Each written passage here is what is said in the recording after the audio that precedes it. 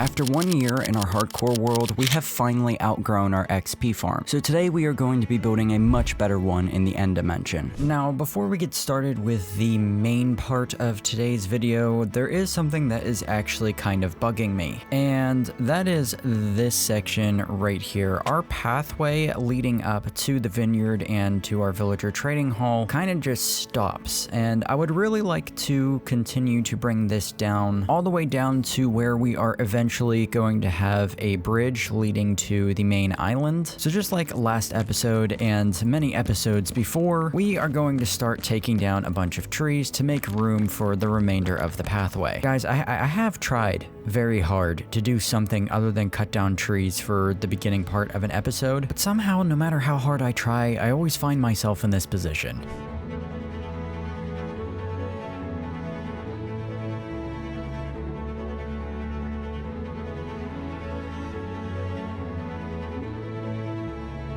Alright, I think we've got all of the trees removed that we will need to have removed for now. So I am going to briefly fly back up to our vineyard here, and I'm going to take a little peep, good God, my inventory, into my...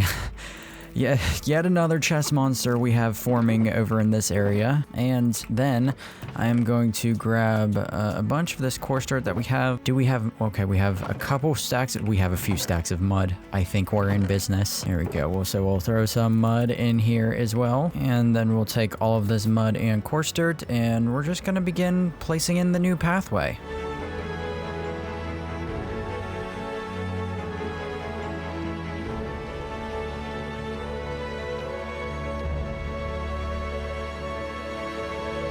After about an hour of placing down coarse dirt and packed mud, we are finally ready to start refining this pathway here. And I'm going to do that by coming in a few different places here and adding in some rock work on the sides to help better blend it in with the rest of the landscape. Now, I don't want to do too much work on the sides here because eventually I would actually like to transform this entire cliffside into something a lot more detailed and custom. So we're really only going to be messing with the very edges of the pathways because, of course, I want to leave room for some bigger things in the future. However, we will have some spots like this one where it is important that we add in a good bit of rock detailing because we don't want it just hovering off of the ground like this. We need it to be connected. But throughout this whole process, we're just going to be using a very basic template of stone, mossy cobblestone, and moss to help us blend the rocks in with the greenery. But there we go. Now the pathway is looking a lot better and we have a much more logical way to travel to the top of the hill here. But before we move on, I'm just going to come up to our chests here and try to grab a couple pieces of bone meal, and we're just going to come in and start spamming that kind of along the pathway here to make it look like the rest of the land that's outside of the path is kind of overgrown. This is also going to help us hide any flaws we may have in our little rock work that we did here. And then just to make sure we get the green colors that we want, I'm going to go back through and remove any of the wildflowers that spawned while we were bone mealing. But alright, with our pathway done and out of the way, it's time to actually start resource collecting for the main project of this video. And today we actually have our work cut out for us because we're going to be needing over 50,000 pieces of white stained glass, which means we have a lot of digging in our future.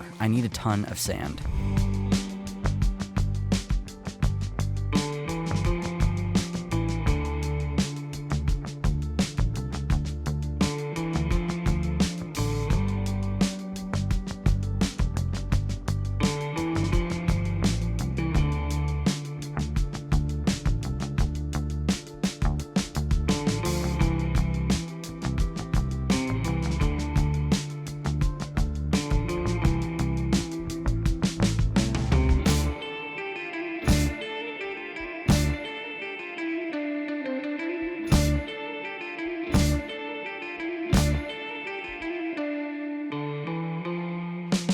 Alright, so here we are arriving at speed bump number 1. I have actually already filled up all of these shulker boxes with sand, which is great. We're making good progress. The only issue is I need so much more space to transport all this sand, and we literally just don't have enough room for 50,000 blocks right now. So I'm going to travel all the way back home. We're going to stop at our current XP farm to get our tools mended up, and then we are actually going to prematurely head into the end dimension intention here to go hunting for some shulkers, for some shulker shells, because if we want to continue this project, I need the inventory space, so we're going to need a lot more shulker boxes. Now, if you're wondering why I'm collecting chorus fruit right now, I figured since we're on our way to go collect shulker boxes, we might as well grab this while we're at it, because we actually will be requiring some popped chorus fruit later in the video. And we're going to be needing that to help us craft some end rods. We're going to end up collecting blaze rods at some point as well, and we're going to be using these end rods that we get to help us illuminate the build. You guys will see how it comes into play later, but yeah, I just figured,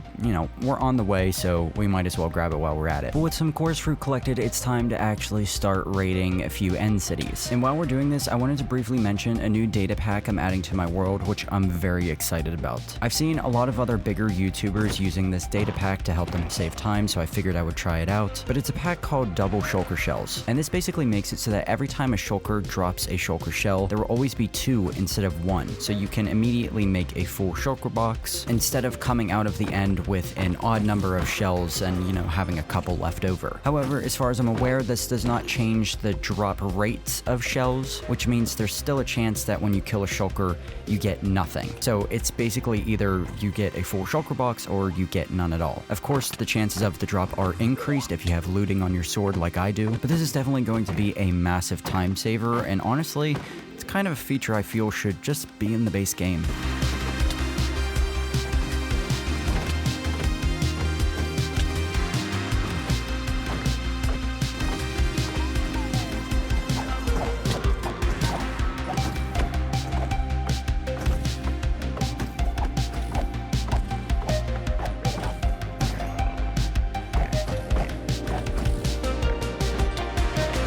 Alright, and flying out of the end here with a few successful end city raids under our belt, we have 44 shulker shells to our name, which means we get 22 new shulker boxes. I will definitely take that. This is going to help out a lot with transporting items. And you know, as I'm placing down all these shulker boxes, getting ready to settle in for another 4-hour sand mining session, I'm starting to wonder if maybe it's time we made a sand duper. I don't know. Let me know what you guys think about that idea.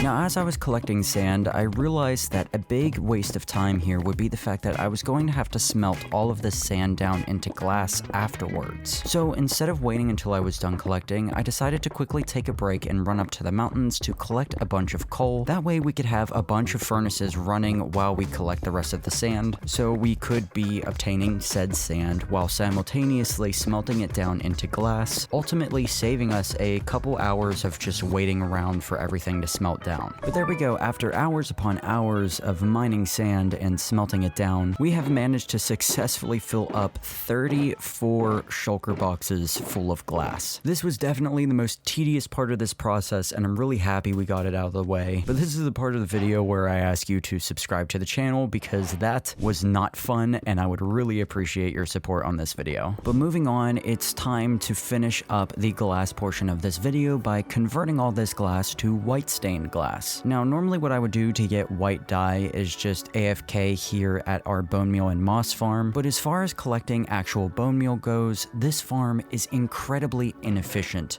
Most of the time, I just use it to collect moss, and I only actually use it for white dye if I only need like a stack or 2 of something. And I actually really need to invest in building a wither skeleton farm, because not only would that get us basically infinite amounts of coal and wither skeleton skulls, but it would actually also work as a bone meal farm that would just be a lot more efficient than this one is. But for now, instead of doing that, we're actually just going to head into the nether, and I'm just going to start scooping up as much bone blocks as possible.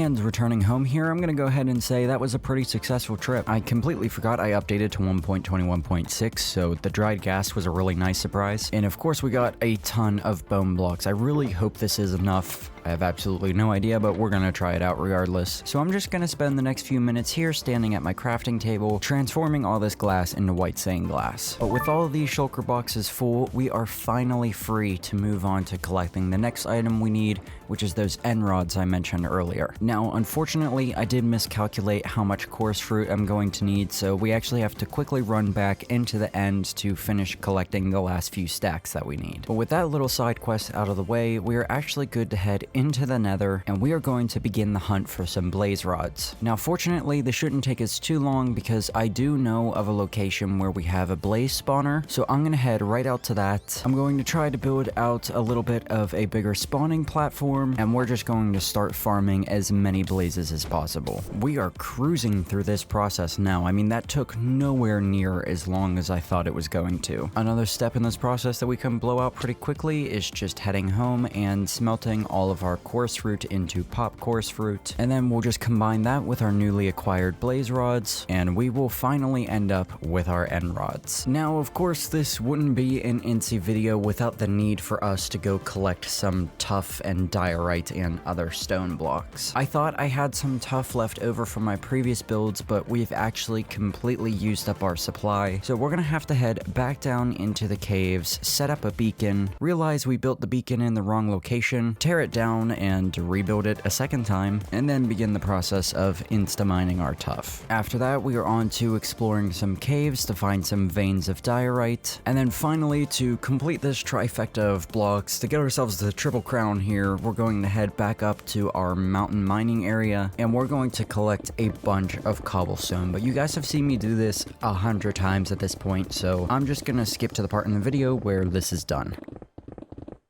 Now, before we can move on from the rock collecting portion of this video, there is one block we still need to collect that we are all familiar with here on this channel. The one block to rule them all, and I am of course talking about calcite. We have gotten so much value out of calcite in this series so far, it might actually be my new favorite block in the game. But speaking of getting an insane amount of value, I figured now would be the perfect time to bring up my Patreon. For just $10 a month, you guys get access to every single thing I have ever built in hardcore Minecraft, as well as other rewards like exclusive Discord roles and behind the scenes content and videos. So again, for just $10, you get access to years worth of my work, and you guys can cancel your subscription at any time with no strings attached. And I'd like to take a moment to personally thank each and every one of my Patreon members and channel members. You guys are a massive reason as to why I'm able to continue to do this for a job, and I am just eternally grateful for all your support. So thank you for everything you not only do for me, but what you do for everybody else who watches my videos by allowing them to continue to have these videos to watch. But shameless plugs aside, we are finally done collecting calcite and free to move on to the next block we need. And so we are going to fly out to the nearest pale garden so we can start devouring some pale oak logs. Now, I wish I could say that logs and planks are the only thing we need, but that's actually not the case. In fact, we actually don't need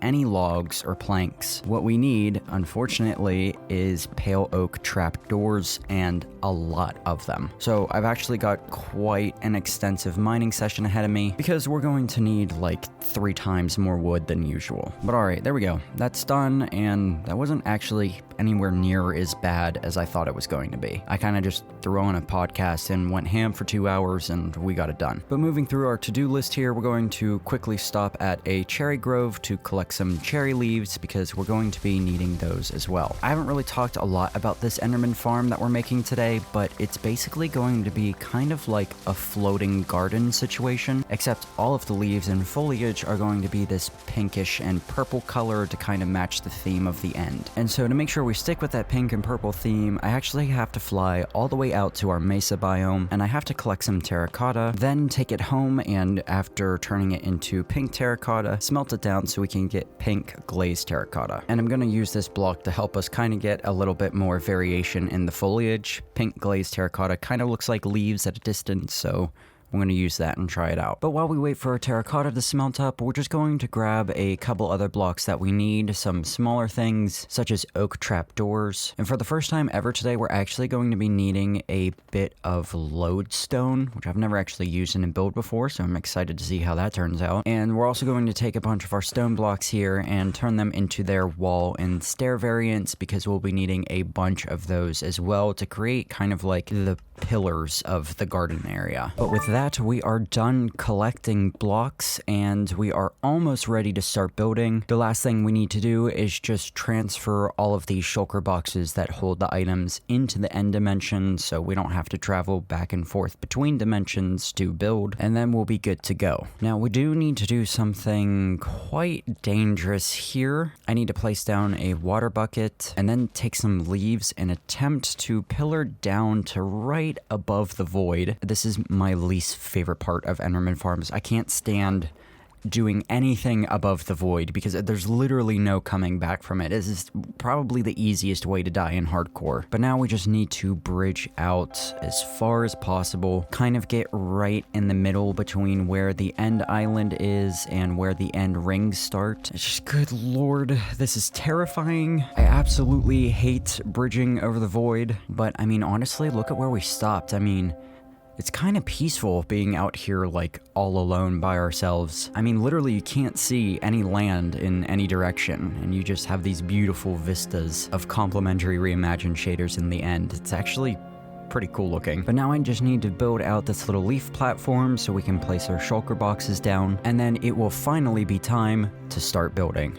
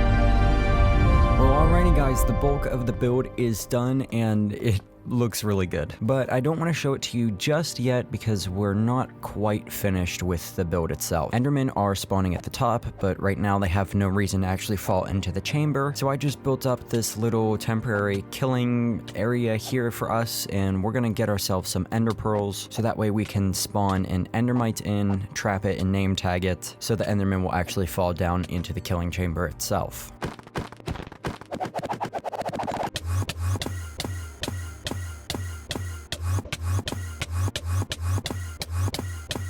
But there we go, we'll just name tag this bad bear and stick him in a minecart, and then we can get rid of the extra wool. Now, with that done, there is one more thing we're going to need, and for that we will actually need a few pieces of glass, an eye of ender, and we'll need one of the gas tiers we got from inside the nether earlier. Reason being is we are actually making an end crystal for the first time in our hardcore world. And I'm doing this because I'm using complementary reimagined shaders with euphoria patches. Euphoria patches basically just adds a bunch of new visual improvements to the already existing roster of visual improvements by complementary shaders, including these really cool, like, pillars of light that come off end crystals. So I'm hoping if we place this down...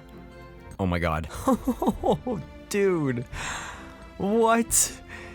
That is so much better. You can't even see the purple glass that we have in here that traps the Enderman. Hold on, let's take a step back, go a ways away from the thing for a second here. Look at it going through the roof. Oh my god, that made the build. It hides the killing chamber perfectly. Oh man, okay, but now what I need to do is I have this little seal at the top of the build here. We're gonna try to remove that without angering any of these Endermen. And then they should all start falling down. And yeah, there we are. Dude, this is such a euphoric looking killing chamber that we have here. And no, there's no collection system for the ender pearls, but I'm never really going to use them anyways, and they'll just despawn, so it's not that big of a deal. However, I am noticing a little bit of an issue. So, Endermen can't spawn on glass, but they can teleport to it, which means that when our Endermen are hitting the ground here, because there's so much space of teleportable blocks outside of the killing chamber, when they hit the ground and take damage, they're basically defaulting to trying to, find a way to stop getting hurt. So they're teleporting outside of the killing chamber and onto the surrounding areas. Now all these Endermen, since they're already so damaged, they can just be one shot, so that's not really that big of a deal, but I would like a way to maybe change this. So what I'm going to do is I'm going to fly home and head out to our swamp biome, and I'm going to kill a bunch of slimes to get slime balls for slime blocks. And I'm hoping that if we put slime blocks at the bottom of the build, the Enderman will fall down and bounce and stay in the chamber instead of taking damage. I'm not sure how the slime blocks are actually going to look in the build. Everything is made of glass, so they are going to be visible, but I'm hoping that all of the visual effects we have going on will hide the slime blocks, at least for when we have shaders on, and most of the time I play with shaders on anyway, so if it hides it well, it's not really going to be an issue either. But alright, let's go ahead and replace the inner landing pad with our slime blocks here, and yeah, without shaders, this looks pretty terrible, not gonna lie. I mean, I know what it is, but at least it is stopping them from taking fall damage. They are bouncing a little bit, but they're staying in the killing chamber, which is all we really needed it to do. Now let's go ahead and turn our complementary shaders back on. Oh my god, it's perfect. Dude, you can't even... The slime blocks are basically invisible. You can't even see them. They're just as transparent as the glass. There's like a tiny... slight little green hue, but that's it. But yeah, man, I think it's basically... Oh my god. Oh my god.